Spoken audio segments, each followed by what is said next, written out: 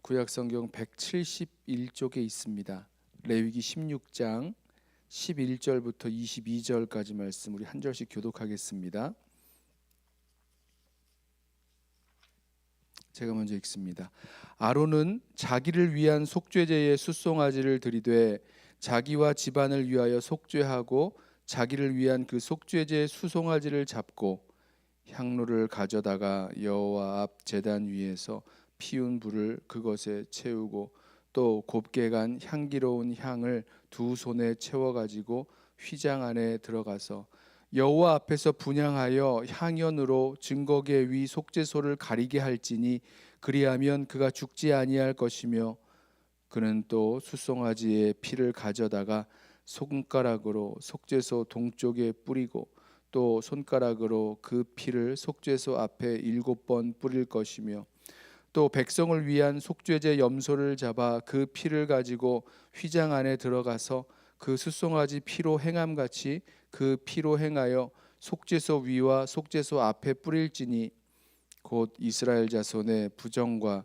그들의 범한 모든 죄로 말미암아 지성소를 위하여 속죄하고 또 그들의 부정한 중에 있는 회막을 위하여 그같이 할 것이요 그가 지성소에 속죄하러 들어가서 자기와 그의 집안과 이스라엘 온 회중을 위하여 속죄하고 나오기까지는 누구든지 회막에 있지 못할 것이며 그는 여호와 앞 제단으로 나와서 그것을 위하여 속죄할지니 곧 그 수송아지의 피와 염소의 피를 가져다가 제단 귀퉁이 뿔들에 바르고 또 손가락으로 그 피를 그 위에 7번 뿌려 이스라엘 자손의 부정에서 제단을 성결하게 할 것이요 그 지성소와 회막과 제단을 위하여 속죄하기를 마친 후에 살아있는 염소를 드리되 아론은 그의 두 손으로 살아있는 염소의 머리에 안수하여 이스라엘 자손의 모든 불의와 그 범한 모든 죄를 아뢰고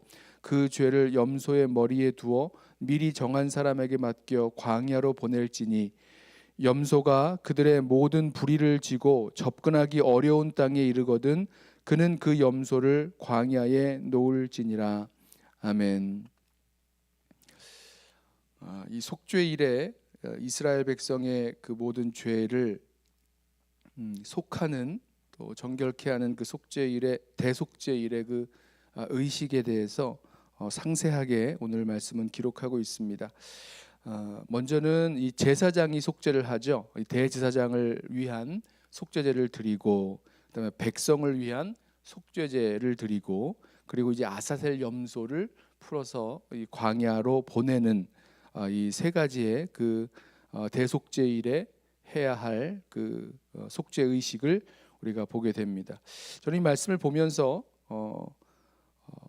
아주 분명하게 우리가 알 수 있는 이 죄에 대한 사실을 다시 한번 확인하게 되는데 그것은 그 누구도 그 무엇도 이 죄의 영향력에서 자유롭지 못하다라는 사실입니다. 이 대제사장이 누굽니까? 자신을 구별하여 거룩하게 하나님 앞에 올려드리고 또 기름 부어 세워진 대제사장. 또 대제사장이 하는 일이요. 이 땅에서 뭐 이스라엘 백성을 위해서 뭐 제사하고 또 절기를 지키고 또 하나님을 위해서 하는 그 일들밖에 없는데 그럼에도 불구하고 이 대제사장 역시 죄의 영향력에서 자유롭지 못하기에 대속죄일에 무엇보다도 먼저 이 대제사장을 위해서 이 제사장을 위한 속죄제부터 드려야 했다라는 사실입니다. 뿐만 아니라 이스라엘이 밤낮으로 뭐 이제 매일 상번제를 드리잖아요. 이제 아침에도 또 저녁에도 해지기 전에 해질 때에 이 제사를 드리게 되어 있는데 그 제사를 드리는 장소인 그 회막 말입니다. 제사를 드리고 절기를 지키고 하나님을 만나는 장소인 이 회막 또 제물을 드리는 제단도 심지어 하나님의 임재가 약속돼 있는 그 지성소까지도 어느새 부정하게 되어서 속죄 제물의 피를 가져다가 정하게 속죄해야 되는 일을 감당했다라는 얘기입니다. 해야만 했다라는 것입니다. 그래서요, 저는 오늘 이 말씀 속에서 아주 분명한 이 죄의 영향력에서 아무도 자유롭지 못하다라는 이 사실을 확인하게 되죠. 이 땅에 있는 모든 사람, 모든 장소, 모든 물건까지라도 이 죄의 영향력에서 자유로울 수가 없다라는 것. 그래서 모두에게 또 모든 것에 속죄가 필요하기에 매년 이 대속죄일, 우리 이 오늘 말씀에는 이게 매년 드리는 이 대속죄일에 대한 것이라는 것이 분명하게 나오지 않지만 이 대속죄일에 해야 되는 모습이거든요. 그러니까 매년 대속죄일에 반복해서 대제사장도 속죄하고 정결케 돼야 되고, 지성소, 하나님의 임재가 약속되어 있는 그 지성소도, 또 회막도, 그죠? 이스라엘 백성들이 함께 모이는 하나님 만나게 되는 그 회막도, 또 제단도 다 속죄해야 된다는 사실입니다. 그래서 저와 여러분은요, 이 죄의 영향력에서 어떤 것도 자유로울 수 없는 이 모습을 보면서 저와 여러분도 마찬가지고 우리 예외가 없는 거죠. 아무도 이 죄의 영향력에서 자유로울 수 없다라는 것. 그래서 우리가 주님 앞에 늘 회개하며 또 이 죄의 문제에 대해서 우리 자신을 돌아보면서 살아가야 된다는 이 사실을 다시 한번 기억하게 됩니다. 그런데 여기서 한 가지 더 중요한 것은요, 이 속죄의 속죄하는 속죄제의 속죄를 드렸을 때, 대속죄일에 이 속죄제를 드린 그 결과, 주님 앞에서 하나님께서 명령하신 이 속죄의 제물을 드렸을 때 그 속죄의 결과가 어떠한지를 보아야 될 것입니다. 하나는 이제 우리가 속죄제를 드렸을 때, 그렇구나, 우리가 죄인인 것을 알고 죄의 영향력에서 자유로울 수가 없다라는 것을 우리가 다시 한번 기억하면, 한쪽으로는 우리 마음 가운데 이 죄에 대한 피해 의식 내지는 죄에 대한 아주 민감성이 높아집니다. 그러나 우리가 주님 앞에 나와서 우리의 죄를 자복하고 또 주님 앞에 회개하였을 때에 그 속죄의 결과가 얼마나 분명하고 확실한지 이것 또한 우리가 기억해야 된다는 거죠.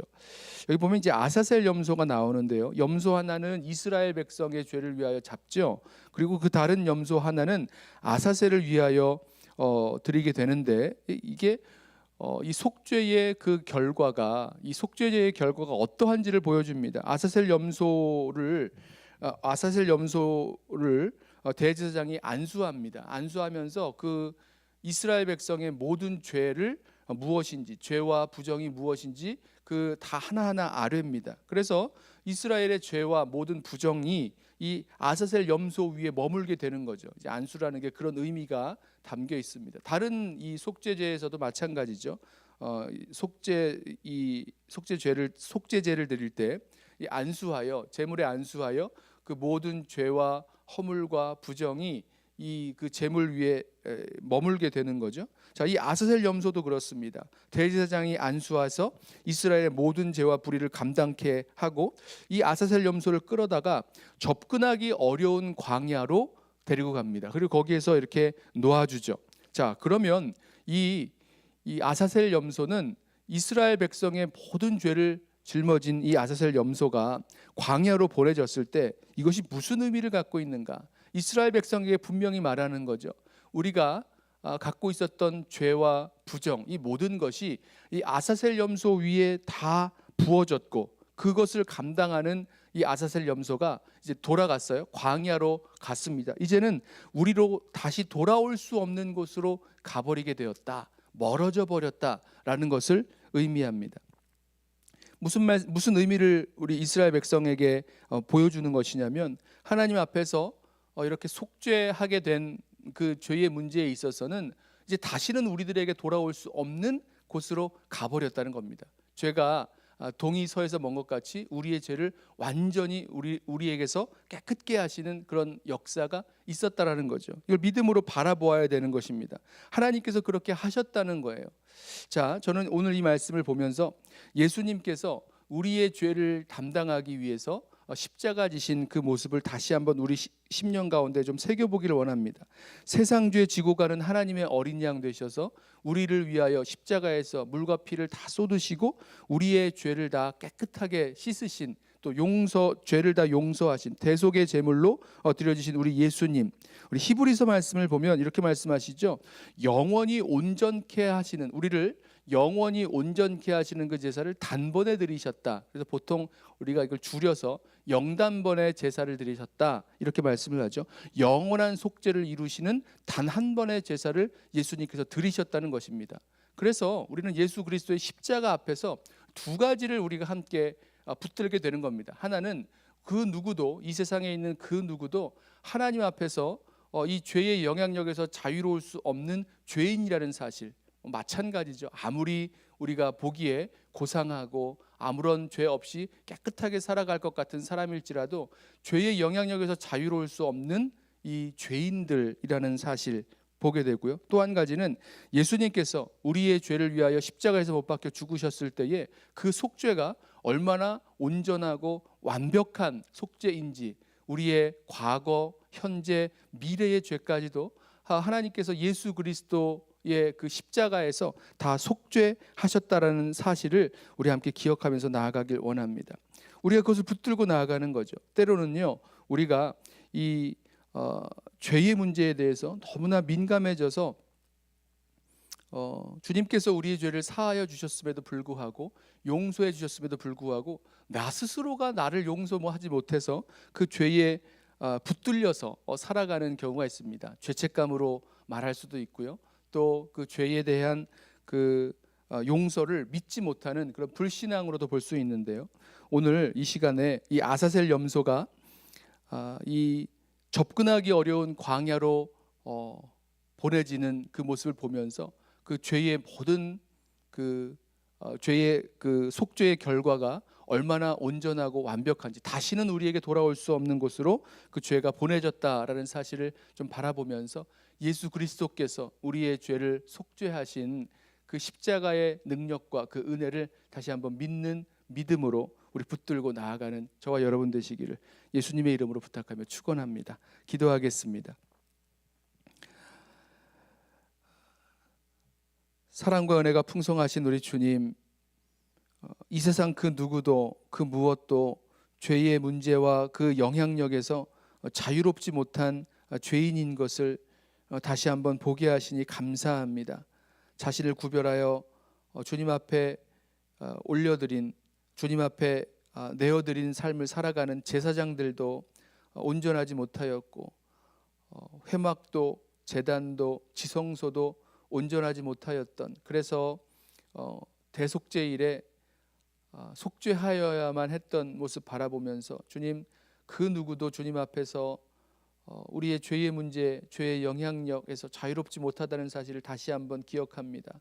그러나 예수 그리스도께서 우리를 위하여 십자가 지심으로 말미암아 그 모든 죄의 형벌에서 우리를 구원하셨고, 우리의 죄를 다 속하여 주셨고 깨끗게 하셨다라는 놀라운 이 은총을 다시 한번 기억하며 우리 마음 가운데 믿음으로 받기를 원합니다. 주님, 우리 성도들 붙들어 주셔서 우리가 죄인인 것은 확실하나 예수 그리스도 보혈의 공로로 말미암아 영단번에 온전히 우리를 속죄하신 그 속죄의 우리 예수 그리스도의 십자가가 우리들에게 있음을 기억하고 우리 주님 붙들고 또 주님 앞에서 늘 감사하며 믿음의 여정 걸어갈 수 있도록 우리 모두를 붙들어 주옵소서.